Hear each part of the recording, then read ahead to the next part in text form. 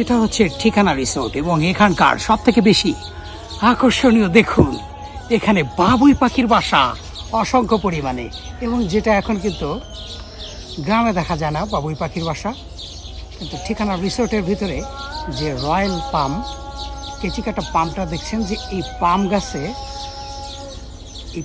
গাছে অসংখ্য পরিমাণে পাখি, বাবুই পাখি, এবং প্রচুর পরিমাণে পাখি এখানে বাসা দিয়েছে। শুধু একটায় নয়, আরো আছে, চলুন সামনে গিয়ে দেখি।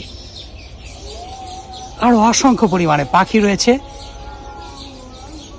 ঠিকানা রিসোর্টের। এটি অসংখ্য বাবুই পাখি, এবং এখানে বাংলাদেশে এই শহরের ভিতরে যে এইভাবে বাবুই পাখির বাসা এবং প্রচুর পরিমাণে বাবুই পাখি দেখা যাবে সেটা আমি কখনো ধারণা করিনি। দেখুন এই যে বাবুই পাখির বাসা, ওখানে একটি পাখি কিন্তু বাসা বানাচ্ছে। এই যে বাসা, বাবুই পাখির বাসা,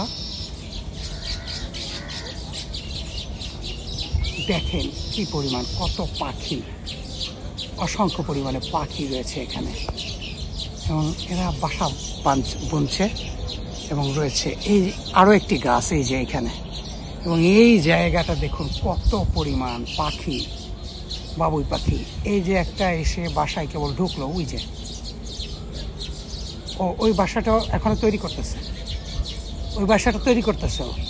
আর এই যে এত পরিমাণে পাখি, এটি হচ্ছে গিয়ে ঢাকার পূর্বাচল 100 ফিটের ভেতরে এই পাখির বিশাল বড় একটি কলোনি।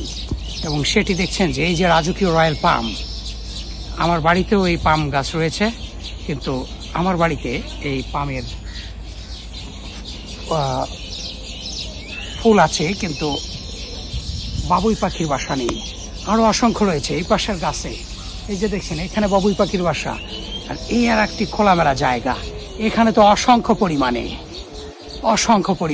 এই যে অসংখ্য পরিমাণে প্রায় প্রত্যেকটা গাছে গাছে বাবুই পাখিদের বাসার বিশাল একটা কলোনি। অর্থাৎ আমি বাংলাদেশের এত বরিশাল অঞ্চলে গিয়েছি, বিভিন্ন জায়গায় গিয়েছি, আমি কিন্তু বাবুই পাখির বাসা কোথাও দেখেছি, কিন্তু পাখি সহকারে দেখিনি। একবার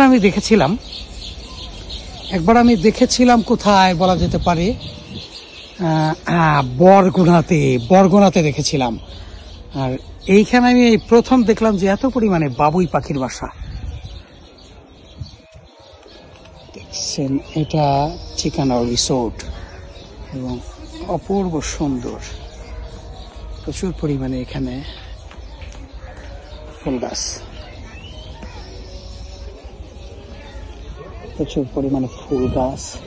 এই একটি বাড়ি, দারুণ চমৎকার বাড়িটা। এটা হচ্ছে গিয়ে ঠিকানা রিসোর্টের মূল বাড়ি ছিল আগে, এটাই সৌন্দর্য বর্ধন করত। এখন